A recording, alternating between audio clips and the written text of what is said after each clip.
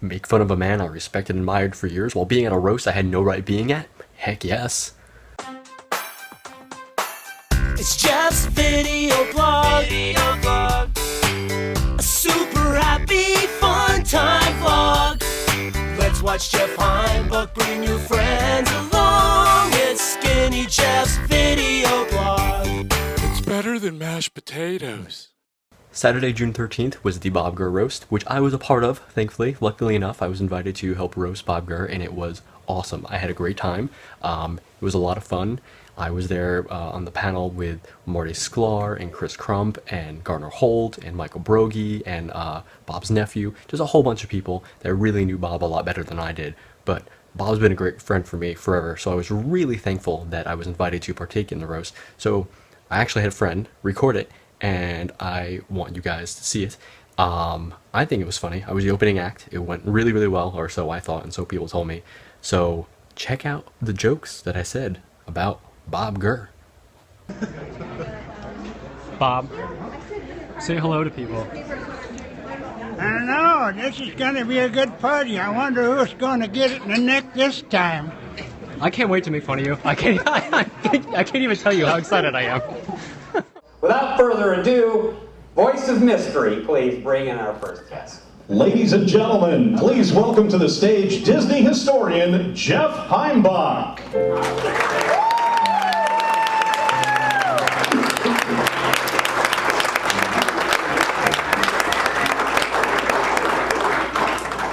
So Jeff, tell us a little bit about yourself before you go anywhere, and I guess you'll just have to say it loud. I don't know why I'm here, and I hope you laugh at all my jokes. You do have you have a podcast. Tell us about that. I do have a podcast. It's called Communicore Weekly. We do it every week. Oh, look at that! Look at that! I paid them to clap for me. Good for you. Good for you. I should have done that. We've been doing it for like 3 years now. We really enjoy doing it. And that's usually how I met Bob to begin with. And you've written some things? Yes, I wrote a book with Roland Crump about his life called Time to Be Story. All right. Give him a big hand, Jeff. Everybody knows how sweet I am. Look at that. Look, you see that over there? I was so good that by the 3rd grade I was expelled from school and sent to military academy as an incorrigible. That's the first thing you get to do to be an Imagineer. Really. You have to object to everything and do it your way. I did it my way all those years. I got fired 3 times from companies.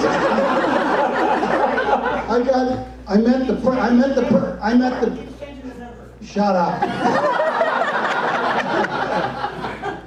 Second week in kindergarten, I met the principal of Thomas Jefferson School in Glendale. Ever since, I learned to deal with upper management only.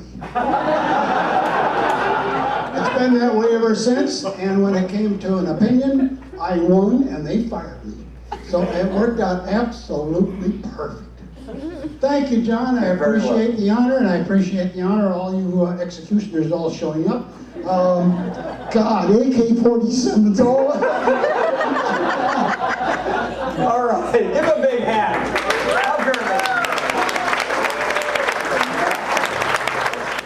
But Jeff will come up first and start, and when you're done, just say thank you very much, and we'll laugh, and you can put that down on the ground there. So, carry on.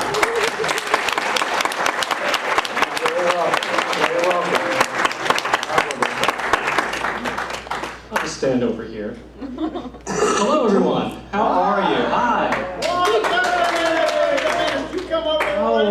Oh yeah, you gotta be in the middle. I don't want to be within hitting distance of you, man.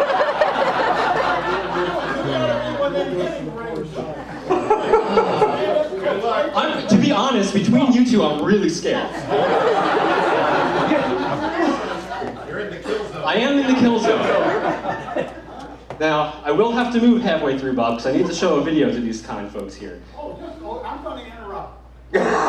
sweet lady came up to me and she says, I'm not sure what a roast is, but I think you like martinis and I should put a pink poodle in your martini. I think this was the sweetest thing ever. Where are you? Where'd you go? Where'd you go? She left. How many martinis have you had already, Bob?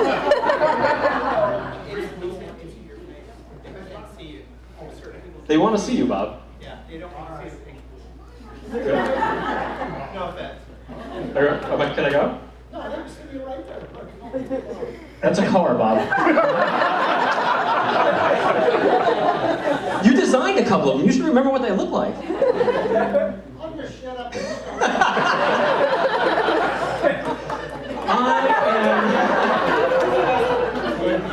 I'm very honored to be here to roast my good friend Bob Gurr once he stopped talking.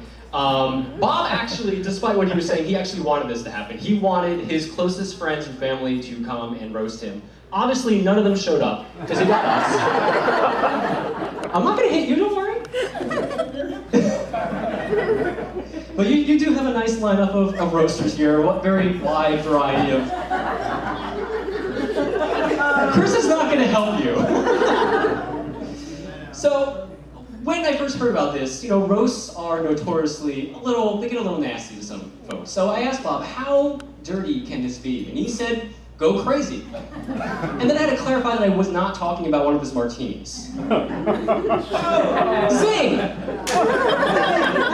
These are the jokes! It's not gonna get better, folks, I'm sorry. You're gonna start laughing harder. I do not have an arrest record. There goes that joke.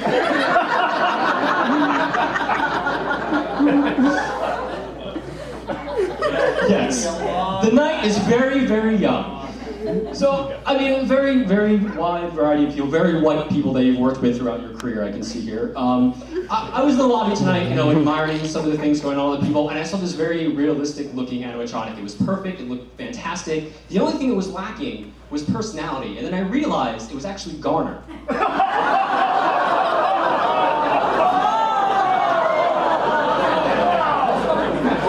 I'm just kidding, I love you, Garner. I'm really looking forward to hearing all the jokes that Bill Butler wrote for you tonight.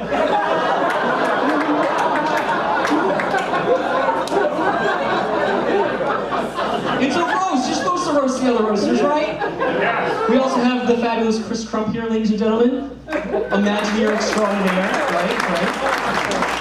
Chris, he's the son of famed Imagineer Rolly Crump, as you guys know. He worked with his father a lot before going off on his own and doing his own thing. And much like Chris, I worked with his dad as well. I wrote a book with him, we did a couple of CDs. And I'm sorry to do this in front of everyone, but I have to ask, is it weird being in the same room for you, like with the other person who made a career off of riding your father's coattails, or?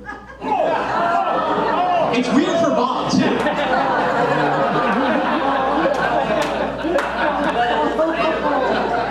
It is family.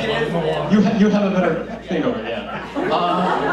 Bob's nephew is here, Eric Johnson. How are you? Nice to meet you. How's the Uber driving going? Good? I really don't know anything about Eric, I'm sorry. Very nice, very nice. Michael Brokey is here as well. Hello, Michael. Michael's father, Roger Brokey, was actually handpicked by Walt to be the very first Imagineer. And he actually has a steam train named after him at the Magic Kingdom. But not to be outdone, Michael actually steamed some broccoli for dinner last night. So congratulations. Like I said, Marty, I'm very scared of you, so I don't have any jokes for you whatsoever. Very smart of me, very smart. Yes, I'm aware. I'm actually not looking forward to seeing any of the jokes you have about me, mostly because nobody knows who the hell I am, so I think I'm kind of safe about that. I'm good. Yeah. But before I start talking about Bob, I actually have a video on this very conveniently placed screen, so you people in the nosebleed section, sorry, you gotta turn around. This is a video that I think really captures Bob's personality. We actually made it for an event up in San Francisco. It's about 5 minutes long, and it has to do with my friend Keith and I, when we went to Bob's house for the very first time. Now, because we are so professional, you're gonna watch me get off the stage and cue it up myself. That's right, I'm a roaster and the AV guy for the evening, ladies and gentlemen. So here's where I played a video that actually my friend Keith and I made for an event up in San Francisco last year. I'm not going to show the video because we plan on using it again, but basically all you need to know is us. We went to Bob's house, and it was the very first time going, and it was just our experiences in Bob's house, and it is quite hilarious. Bob actually requested that I show the video because he loves it that much, and the end is unexpected? Question mark? You see a little bit here, but I'm not going to show the whole video because I don't want to ruin it for future people who are going to see it. But this is where the video played, and then I went back to roasting Bob.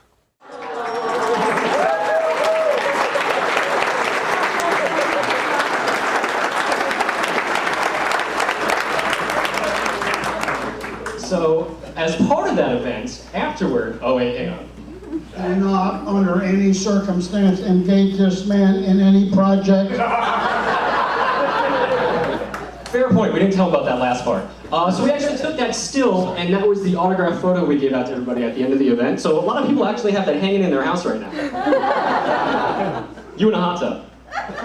That's awesome, right? I'm starting to understand a roast. Oh, Bob, where do I begin with you? Now, I actually met Bob the same way he meets most young men my age, by swiping right on Grindr. Oh, do you guys not know what Grindr is? No? Okay. Tinder? Oh, clearly I don't know. Actually, Bob and I met because he wrote the foreword for Rolly's book, and that's how we met initially. We kept in contact. We were talking over email for a while. And the first time I actually met Bob was at Disneyland when I came out for the first time in a while. And he agreed to meet us for dinner. For lunch. So we had lunch with him, and then he, followed us around the park. He followed us to dinner. He actually followed us back to our hotel room. That is not a joke, that is real, because you showed us your Burning Man documentary in our hotel room at Disneyland. Do you remember that? It was. Have you guys seen his Burning Man documentary? No? Oh, you guys are missing out, trust me. This is the commercial break. You go to Vimeo, type in Burning Man, Bob Gurr, it's semi-R rated. Tough but fair. Bob has led a very, very interesting life. He's done a lot of really cool things. Even before you were working for Disney, you were writing books about automobile design and everything. 3 books in the 50s, right? He's done a lot of stuff. He's done some cool stuff. But he's allowed to talk about himself a lot, which he does.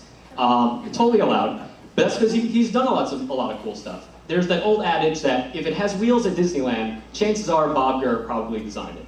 And that's only secondary to, if you give him a Gurtini, he'll show up and do whatever the hell you want him to do.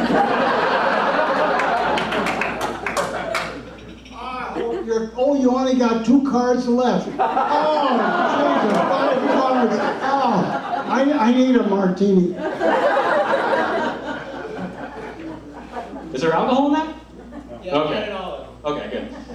Now, Bob is best known for designing a lot of iconic things at Disneyland, such as the submarines, and the monorail, and the Matterhorn bobsleds, and a bunch of other stuff that don't look like penises.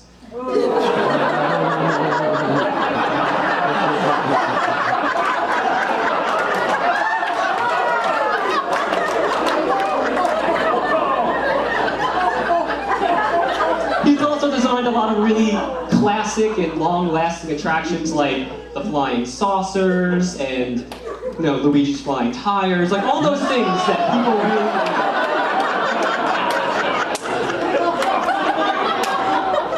Back to the monorail. At Walt Disney World, the monorail there. Since 1971, the monorails at Walt Disney World that Bob had designed had traveled a distance equivalent to more than 30 round trips to the moon, making them second on the list of things Bob's done with the most mileage. The first on that list is Bob's liver.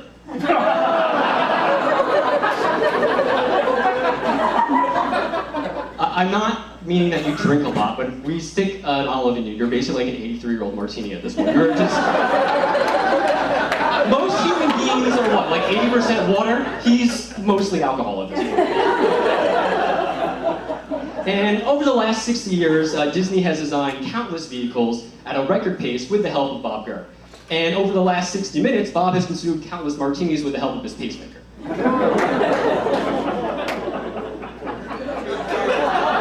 You're almost done, don't worry. Oh, I thought you were giving me the finger for a second. I'm like, oh, jeez. Now, in 2008, Bob received the highest honor you can achieve at the Disney company, and that was getting a window on Main Street. So your legacy is going to live on forever. Future generations to come will race past your window to get on an attraction designed by Rolly Crumb. Aren't you excited about that?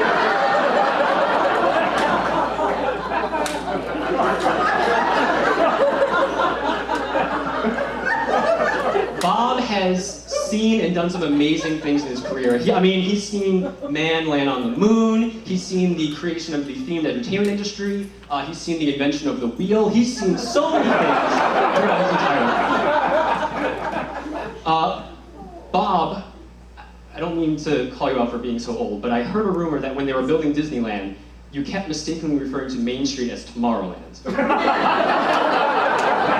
that true at all?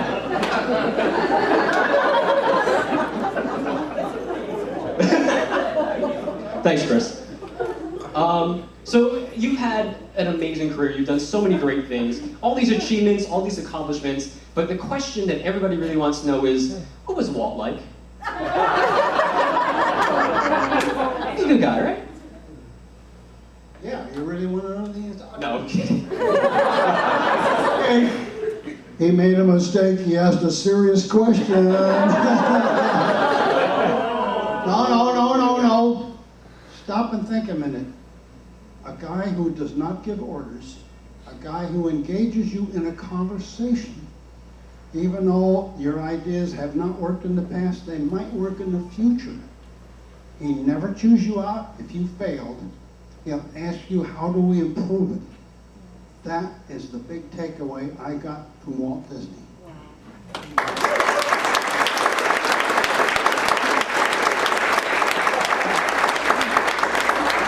And you've done amazing things for not just the Disney company, but other theme parks as well. And basically at this point, I've seen almost everything that Bob has designed. All the Main Street vehicles, the submarines, monorail red, blue, green, teal. When we were filming that video, actually, I accidentally walked into him changing, and I saw monorail purple.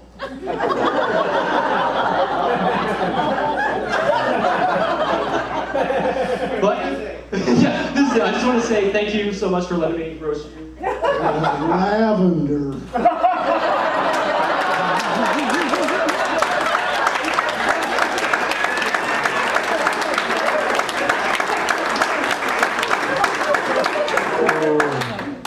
I have nothing to say about that.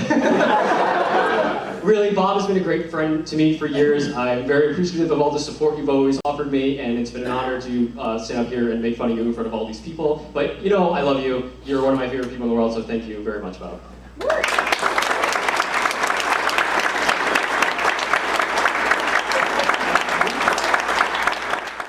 I had a great time. Bob had a great time. The entire night was hilarious. It was great. All the jokes were really, really fun. A big, big thank you to Tyler and Josh and Tim for providing some additional jokes for me, and also to Brad for videotaping my set. That was very nice of him. And thank you for inviting me to the roast. It was awesome, and hopefully we get to do it for somebody else sometime. Right, Alex?